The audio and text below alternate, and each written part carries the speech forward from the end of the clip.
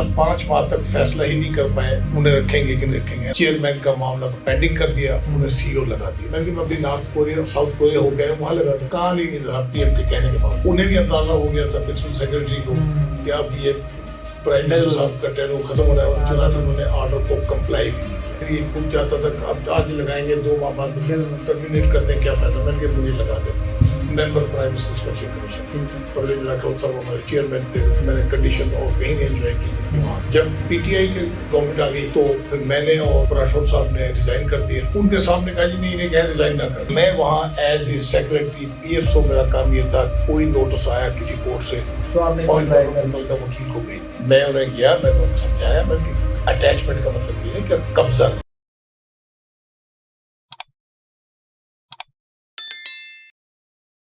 अस्सलाम वालेकुम जी, मैं हूं हसनैन चौधरी और हमारे साथ मौजूद हैं चौधरी कबीर अहमद खान साहब। इनसे सीरीज का सिलसिला जारी है। सर बहुत शुक्रिया टाइम देने का। सर लास्ट पीटीडीसी एमडी थे आप, उसमें जो भी चीज़ें हुई आपने बताई, क्या क्या इनिशिएटिव लिए गए और फिर बाद में सूबों और वफाक के दरमियान जो चीज़ें हुई वो भी आपने बताया। तो उसके बाद सर फिर कहाँ पे?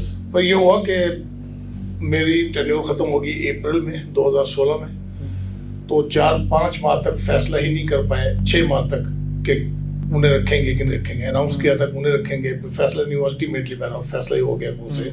वो परवेज रशीद साहब ने चेयरमैन का मामला तो पेंडिंग कर दिया, उन्हें सीईओ लगा दिया। तो फिर मैंने पीएम साहब से कह दिया कि मैं इंटरेस्टेड नहीं हूँ लगने में, क्योंकि वहाँ वो लगेगा मैं चेयरमैन हूँ, मसला बनेगा। तो फिर मैंने खुद ही कहा कि पहले कहाँ लगना है आपने। मैंने कहा जहाँ मर्जी लगा दे, member prime minister inspection commission लगा दे, कि नहीं आपको इन्वेस्टर लगा देते। तो मैंने कहा लगा दे, कौन सा कंट्री में लगाना है। मैंने कहा जहाँ आपको नहीं फिर भी बताएं। मैंने कहा अभी नॉर्थ कोरिया और साउथ कोरिया हो गए, वहाँ लगा दें। उनका ठीक है कर देते हैं। उन्हें प्रिंसिपल सेक्रेटरी से कहा, लेकिन प्रिंसिपल सेक्रेटरी नहीं चाहता था कि एक जूनियर बंदा, पीसीएस सर्विस का बंदा, और वो वहाँ लगे। उन्होंने मतलब उस पर कान ही नहीं धरा पीएम के कहने के बावजूद। तो मैंने कहा ठीक है जी, मैं बिल्कुल छोड़ दें, क्योंकि उस वक्त सुप्रीम कोर्ट में नवाज शरीफ के खिलाफ वो शुरू हो गया था काम। अच्छा, ठीक है ना, जो 17 में।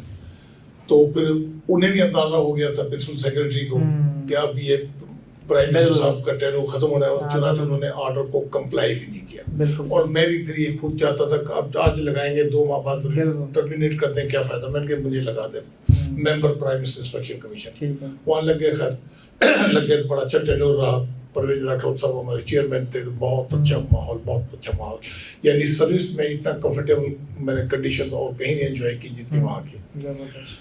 जब पीटीआई की गवर्नमेंट आ गई अगस्त में 2018 में, तो फिर मैंने और राठौर साहब ने रिजाइन कर दिया। बल्कि मुझे तो वो कहने लगे पीएम साहब के साथ है।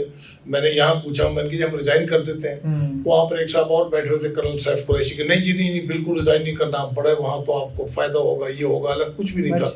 उनके सामने कहा जी नहीं, इन्हें क्या रिजाइन ना करें। तो हमें खैर पीएम ने कहा भाई ठीक है, आप रिजाइन ना करें अभी। ठीक है। लेकिन जब देखा कि अभी हमारा यहाँ रहना मुमकिन नहीं और गुजारा भी नहीं होगा, हम दोनों ने रिजाइन कर दिया। लेकिन रिजाइन उन्होंने एक्सेप्ट करने के बजाय कॉन्ट्रैक्ट टर्मिनेट कर दिया। तो हमने शुक्र अदा किया। मैंने कहा ठीक है, मैं लाहौर आ गया। पीएम साहब मुझे पूछने लगे, उस वक्त पीएम साहब भी टर्मिनेट कर दिया था सुप्रीम कोर्ट ने जी, शायद खाका नब्बासी, बल्कि उन्हीं के दौर में लगा था। उनको कह के तुमसे लगा। तो मुझे कहने लगे कि अब आपने क्या करना है। मैंने कहा वकालत करूंगा, क्योंकि मेरे 2 भाई वकील हैं, कोई प्रॉब्लम। कहने लगे वो मेरे कमर जमान साहब जो है, उनके जो वहाँ के ऑफिस वगैरह देखते थे सेक्रेटरी, कि वो बूढ़े हो गए, आप मेरा दफ्तर ही संभाल लेते। अच्छा। मैंने कहा जब मैं दफ्तर ही संभालूंगा, कोई और काम नहीं करूंगा। उस दिन से लेकर आज तक चौधरी साहब मैंने कोई और काम नहीं किया। अच्छा। ना सरकारी गाड़ी, ना ड्राइवर, ना पेट्रोल, ना तनख्वाह, कोई चीज नहीं ली अपने ऊपर। यानी मेरी पेंशन सारी तकरीबन उसी पे लगती है। यानी आपने फ्री सर्विस दे रहा हूँ, आज तक दे रहा हूँ। ये दौर यानी 8 साल हो गए। 8 साल हो गए। अच्छा, ये दौर ऐसा चल सकता कि नवाज शरीफ साहब के खिलाफ विक्टिमाइजेशन, वो मुकदमात और ये वो सारे केसेस शुरू हो गए। मैं वहाँ एज ए सेक्रेटरी पीएफओ, मेरा काम ये था, कोई नोटिस आया किसी कोर्ट से तो आपने मुतल्लिका वकील को भेज दिया। उनसे कोई वकालतनामा भेजना, वकालतनामा मंगवा लिया। फिर पीएम साहब बाद में, यानी लीगल मैटर्स को आप देखने लगे। वो नहीं देख रहे, लेकिन जो वर्कर्स के लेटर आते थे असल काम ये था, उनके जवाब देता था। फिर पीएम साहब बाहर चले गए। तो उसके बाद फिर ये हुआ कि उनका आज बिजली वाले को प्रॉब्लम पैदा कर रहे हैं, आज टीएमओ वाले पैदा कर रहे हैं, आज वापडा वाले कर रहे हैं। मैं उन तमाम मामलात को लुक आफ्टर करता रहा। ठीक है। लेकिन सबसे बड़ा मसला फिर ये हुआ कि मियाँ साहब के खिलाफ एक तो उन्होंने ये किया कि अकाउंटेबिलिटी कोर्ट ने उनकी ज़मीन जितनी थी उसकी अटैचमेंट कर दी, और एसी साहब ने तहसीलदार और उनको भेज दिया कि ज़मीन का कब्जा लें। ठीक है। मैं उन्हें गया, मैंने उनको समझाया, मैंने कि अटैचमेंट का मतलब ये नहीं कि कब्जा लें, अटैचमेंट का मतलब ये है कि आप रोजनामे में रिपोर्ट दर्ज कर दें, इनके तसद्दुक़ करवा लें कि ये डिस्पोज ऑफ नहीं होगी, बिल्कुल ठीक है, एज इट इज रहेगी। वो खैर मेरी बात मान गए, तो बाकी उन्होंने, वरना तो वो कब्जा लेने आ गए थे, हम ही से कास्ट करवाएंगे, हम ही से लीज में देंगे, फला करेंगे, एक तो वो रोका। फिर ये हुआ कि उसके बाद उन्होंने जो सबसे सीरियस मामला थे वो कोर्ट ने ऑर्डर कर दिए, अकाउंटेबिलिटी कोर्ट ने मियाँ साहब की प्रॉपर्टी अटैचमेंट करके सेल करने की, और एसी रायविंड को ये ऑर्डर कर दिया कि वो प्रॉपर्टी को नीलाम करें। ठीक है। मैंने उनसे बात की, मेरे छोटे भाई एडवोकेट हैं, सुप्रीम कोर्ट के एडवोकेट हैं, वो इस सारे केसेस कर रहे थे। उन्होंने जब साहब कोई 34 के करीब सिविल सूट किए मुख्तलिफ नामों से।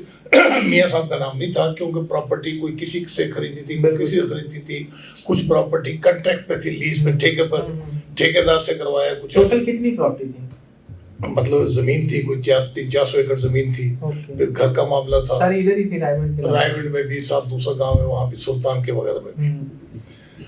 तो वो अदालत से जब आ गया अकाउंटेबिलिटी कोर्ट से, अकाउंटेबिलिटी कोर्ट का वो केस है जो जंग अखबार के प्लाट्स इन्होंने एग्जेम्प्ट करके एक जगह किए थे। हालांकि वो टोटली ही गलत केस था, लेकिन चले उसमें बाद में बरी भी हो गए, उसमें कुछ नहीं था। उन्होंने अदालत ने कहा जी इसे नीलाम करें। मैं इसी हिसाब से खुद मिला, मैंने कहा देखें नीलाम आप क्यों करेंगे जब सिविल स्टे मौजूद है। कि नहीं जी वो बड़ी अदालत है अकाउंटेबिलिटी में, लेकिन आप इसे रिजेक्ट, स्टे ऑर्डर खत्म करवा दें, फिर आप जो मर्जी करें। जब स्टे है आपको दे रहे हैं तो आप प्रोसीड नहीं कर सकते, आप अदालत बता दें उन्हें कि स्टे है। कह रहे नहीं मैं तो कल स्टे करना है।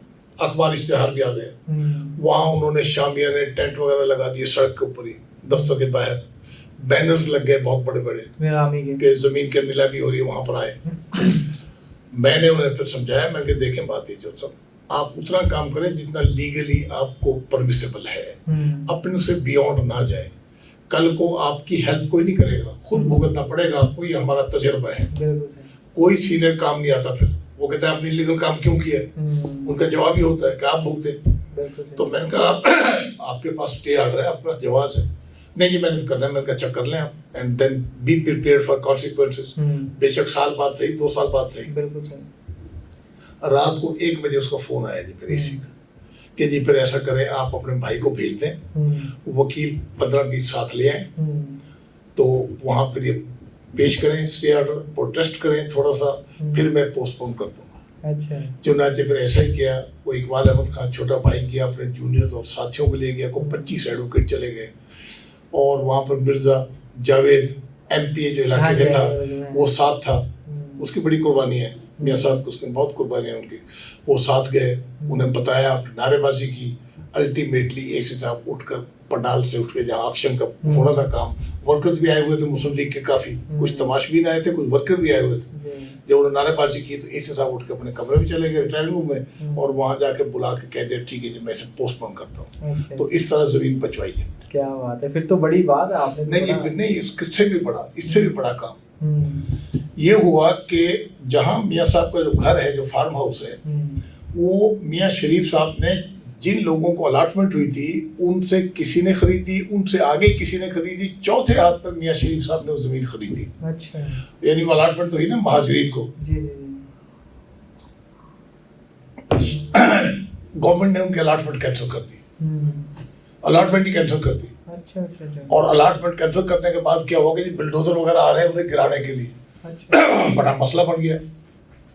तो फिर उसके बाद ये हुआ कि अब इसे कैसे रोका जाए।